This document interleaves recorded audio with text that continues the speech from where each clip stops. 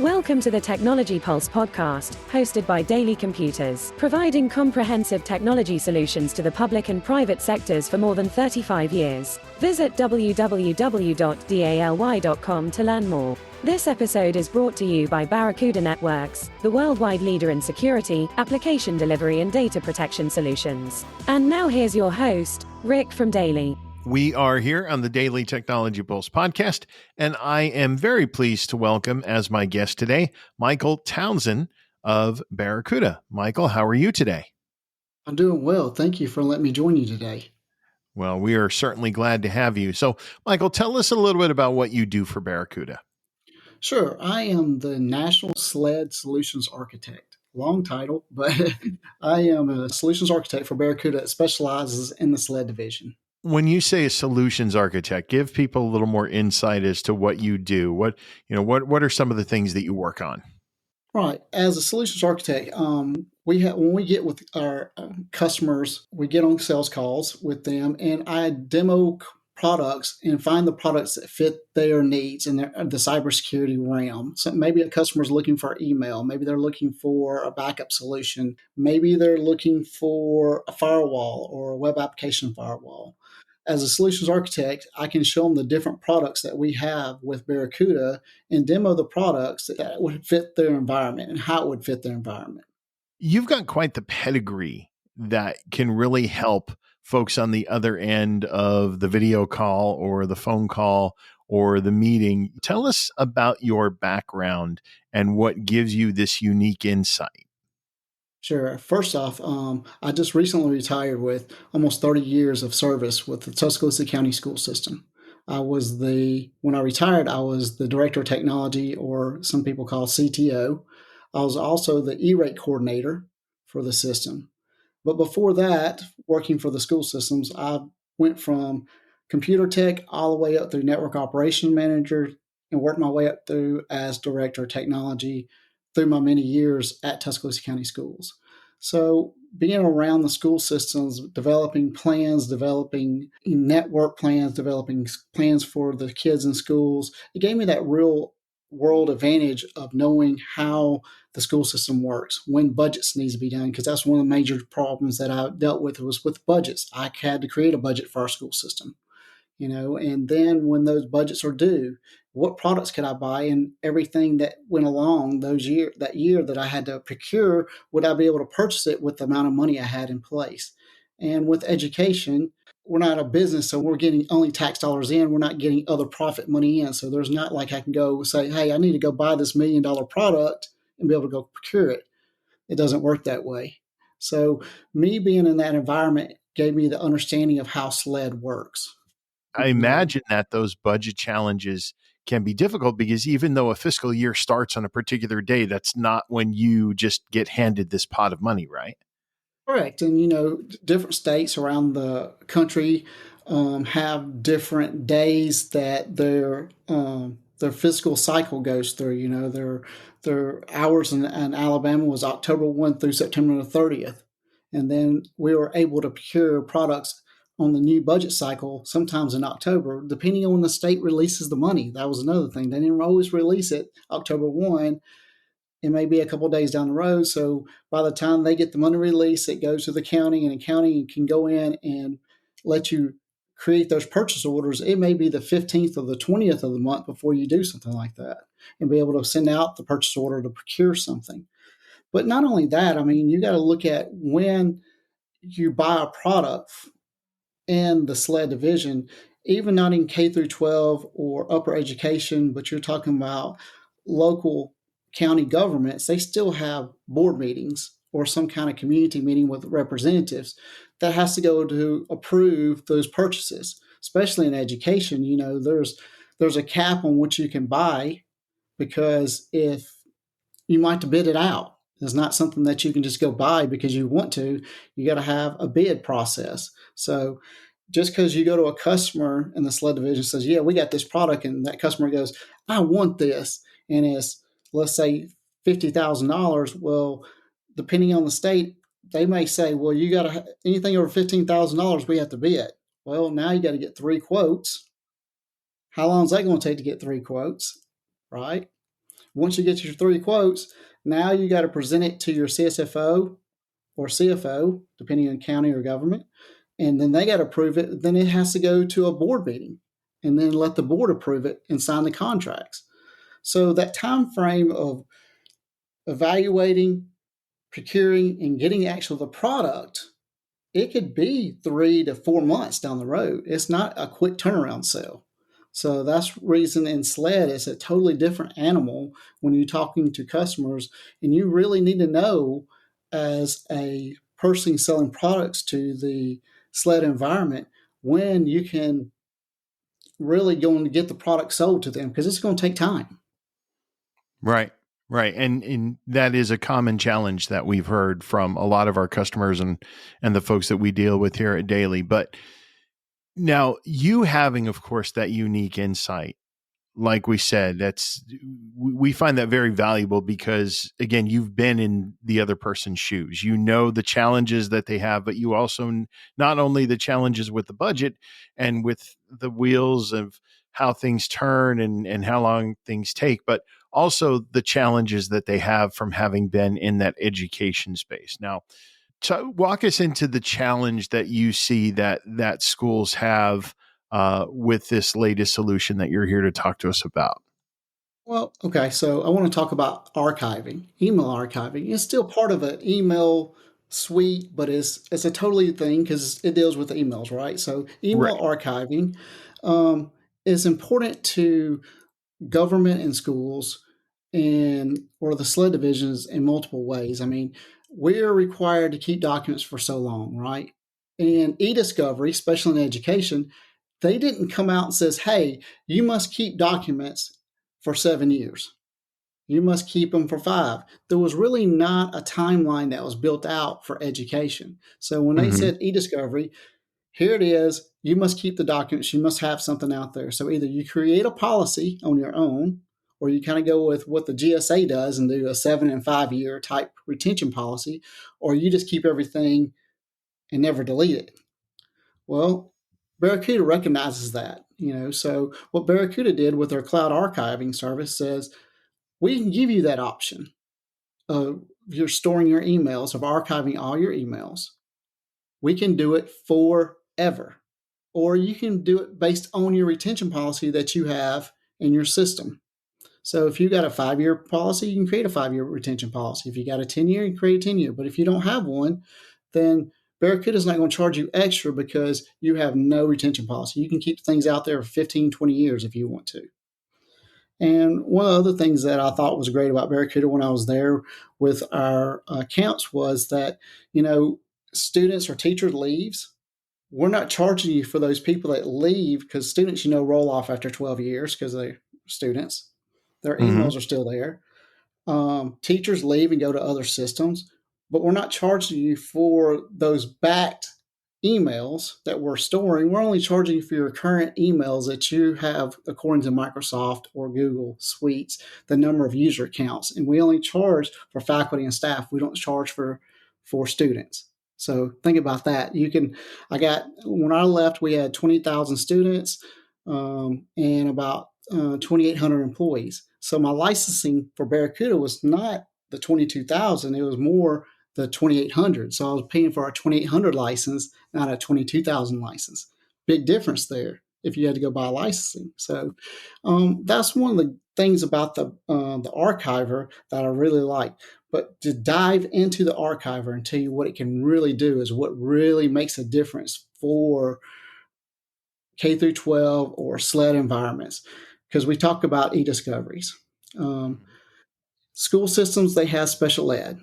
They have what they call IEP plans, which is individual educational plans, and they have 504 plans. And those are more dealing with, the discipline plans of the students and stuff like that. Well, especially the IEP plan, that's a federal document. Okay. So this says what the individualized educational plan is going to do. In that document, it's going to explain how they're going to teach the kid in a classroom. Now, parents fill it out, sign it, and then they come back and says, well, you didn't do that. Well, they go get a lawyer and says, you didn't do this, this, and this in the IEP plan. I'm going to sue you. And so that's where the e-discovery comes from. Now you get a subpoena from a lawyer that says, hey, Michael Townsend, the student, was taught by this teacher and maybe this teacher, and we need all the correspondence information between this teacher and Michael Townsend between these dates. Normally, how would you go do that if you didn't have an archiver? Right. There'd be no messages out there, right? So now you cannot prove something out there that you did or not do. So now you're on the hook for the county or government or city government to prove it otherwise. Or if you have an archiver like Barracuda, you plug in the to and from information about the student, the time and date that you want, and then within 30 seconds, it'll give you all that information listed out. Now, what you can do with that is, which is great, is that I can either export to a thumb drive and hand it to the law office. It says, here's all the messages. There you go. If you want to go put them all out, there you go. Or we have a feature called auditor process,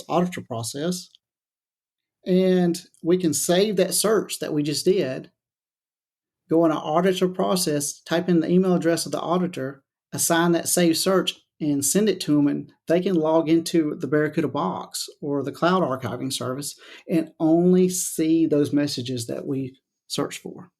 No one ever thinks 5-7 years down the road that I'm going to need this information. Never. And statute of limitations these days, it's almost a giggle because it keeps getting longer. They keep finding ways. It's no longer so 5 or 7 years. No. 10 years down the road, 15 years down the road, we want all of this information. Because what happens if they graduate and then they go to a college or something and they go, well, you should have been doing this for this student in special education or whatever.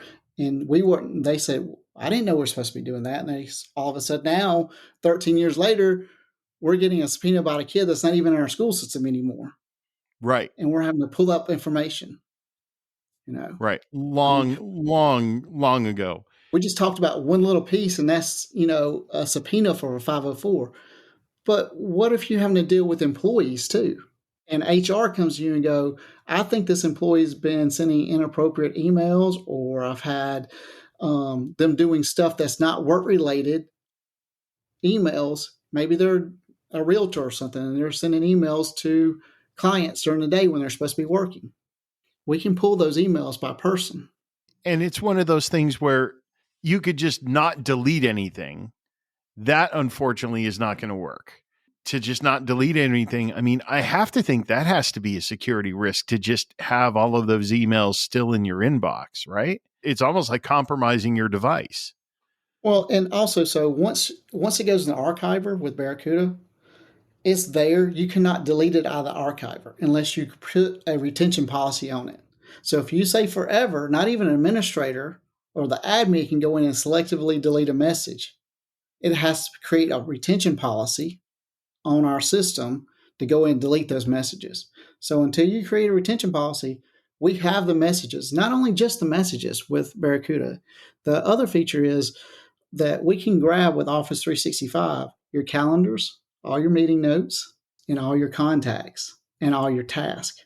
So we can pull all those too. Once we tie into Office 365, we start grabbing all that information. So you can say, again, we were having this meeting with this student on this date. Can you prove it or not? Y'all had that meeting. Well, here's on the calendar. We had this meeting, and yes, we had these meetings on this days, and these days, and we can prove that we at least had it on our calendars now. So they were actually scheduled. It's not something that just we made up, said, yeah, it's on a piece of paper. No, here's actually on our calendars. We created this. That brings up another interesting question. So you could have it so that the retention policy is that it keeps it forever. Mm-hmm. What if a government or a school system were to switch email systems? So in other words, you go from O365 to Google or vice versa. Mm-hmm. Does that change anything in the archive, or is the archive still there? Archive's still there because we support both platforms, which is great, because we support the Office 365 and we support Google on the cloud archiving services. And we have some school systems that are faculty and staff are Office 365 and the students are Google. So we're doing both in the same archiver. And that's a really good point, because now I've worked for an organization in the past that actually did that. It was external emails went through O365, but there were internal emails between staff that went through Google. So you would have the ability then to archive both, correct? Correct. Yeah, not only we have to be doing Office 365, we can do Exchange on premise too. It's just not Office 365. So we can do Exchange locally. If you're sending mail that way still to this day in an Office 365 client, we can still do on-prem Exchange. So you could do on-prem and then it would back it up in the cloud, so that, again, if there's any type of data failure, because those happen, we hear about it all the time. Okay. We still have the messages out there. Once the message is sent or received, the archiver picks it up as long as it's got a data connection going out. So once that message goes out or comes in, we're grabbing that in real time. Is it only certain people within the organization who would be able to access this? Or, say I'm sitting here and I want to look through the archive because I want to see, my interactions with a certain person. Is the access granted? Could it be granted on the individual user level, admin level, both?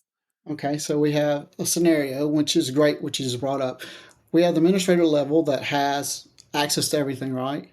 And then we have the user level that we can turn on users. And based off your LDAP or Office 365 login, you can log into the cloud archiving services and see all your messages that you sent and received in there, that you can go in and you can look and say, I really need that back in my inbox, and pull it back, or okay, there it is, and reprint it out if you need to. Or you can say, no, I don't want my users to see it. I only want the administrator to see it, but I have an issue. I want to have a secondary person to say, yes, this person can go search for these things. So it's got to have a dual authorization.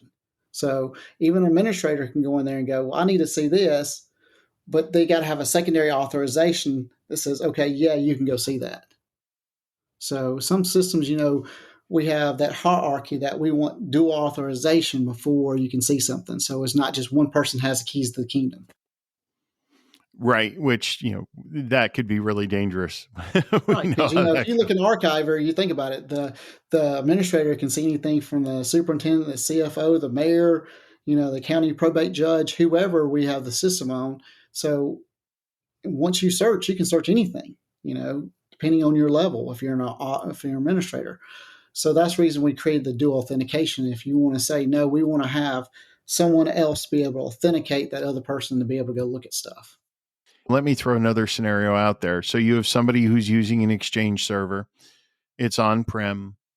You then go in and initialize the archiver.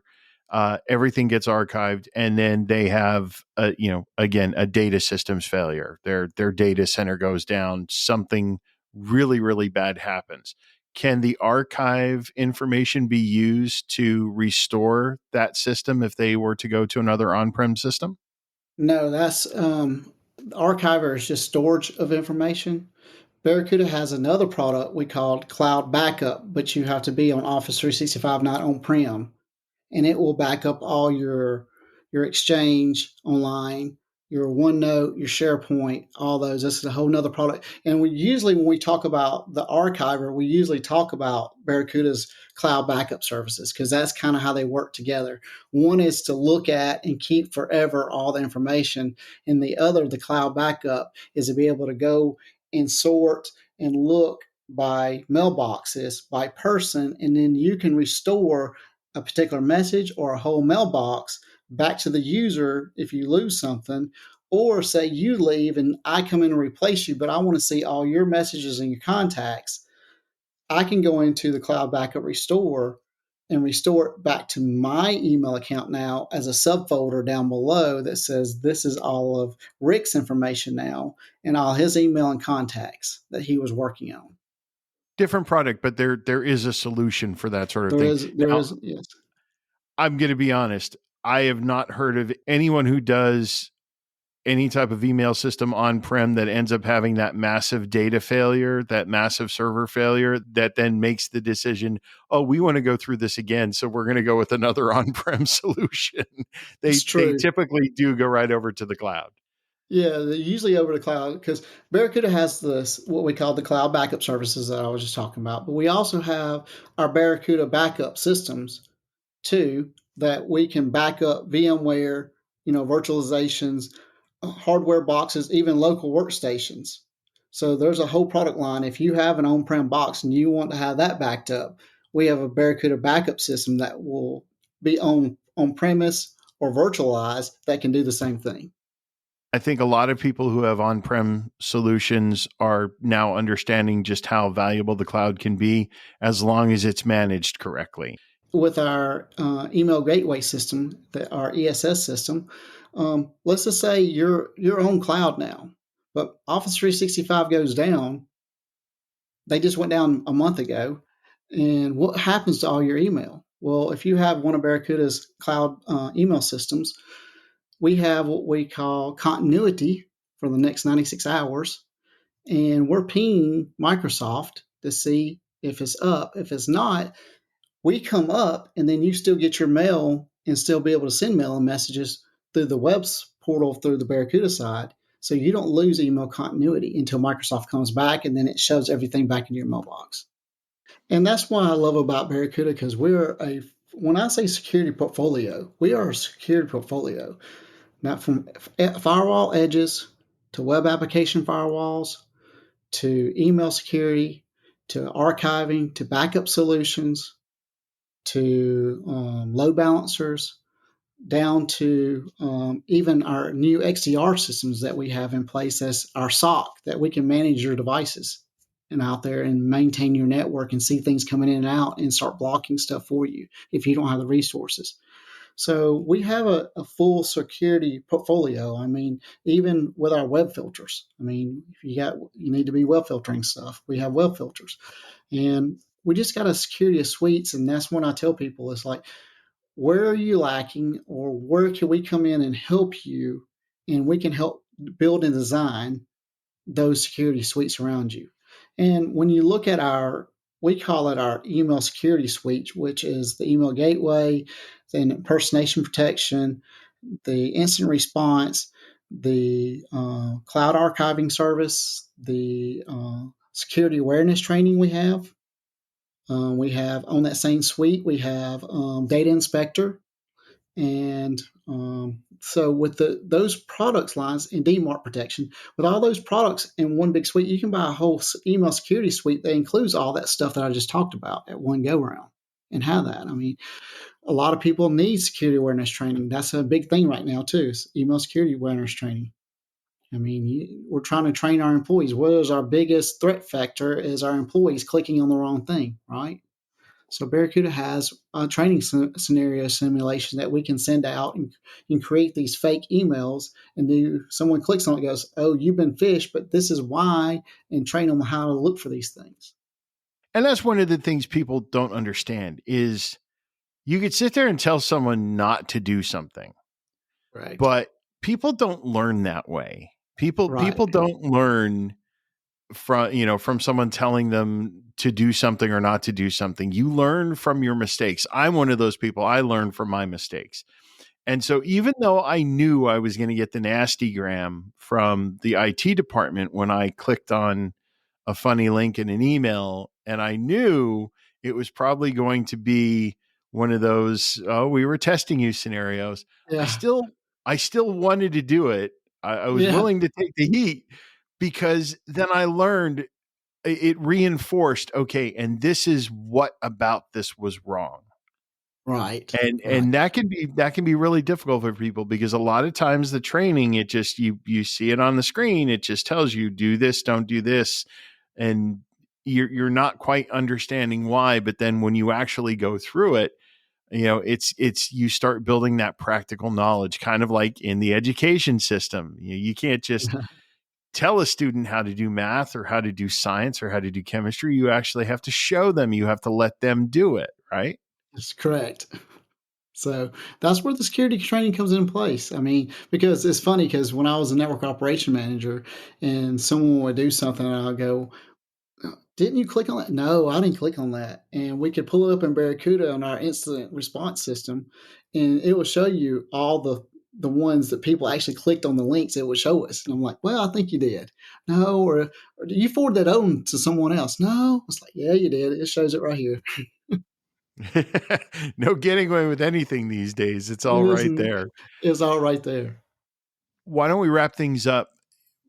Tell us again in a nutshell why something like this is extraordinarily important to folks, whether they're in the education space, the government space, or even private industry. It comes down to knowing that if you get an e-discovery or a litigation, a subpoena, that you can prove the information. Not all things are good with those, but going to court and saying, I don't have anything, and maybe the other party does, that looks bad, right? So at least if you have it, you can show both sides of the story, because maybe they only have one side of the email chain, right? But you can pull up both sides of the email chain and be able to prove both sides. Or someone took a snapshot of just one little picture off of a screenshot, and it doesn't tell the story. So this will allow you to help tell the story. Excellent. Michael, thanks so much for joining us. Again, some great insight, some great information. We're really happy to have you as a solutions architect for Barracuda, one that our customers can certainly look to and get information from as they look for the right solutions. Thank you very much for having me. Thank you for listening to the Technology Pulse podcast produced by DALY. Before we go, we would like to remind you of a few legal considerations. The views and opinions expressed in this podcast are solely those of the host and guest and do not necessarily reflect the views or opinions of DALY or its leadership. This podcast is provided for informational purposes only and is not intended to provide legal, financial, or other professional advice. The content of this podcast is protected by copyright laws and may not be reproduced, distributed, or transmitted without the written permission of DALY Computers Inc. Any products, services, or other references mentioned in this podcast are for informational purposes only and do not constitute an endorsement or recommendation by DALY. Thank you again for listening. If you have any questions or comments, please feel free to contact us at marketing@daly.com.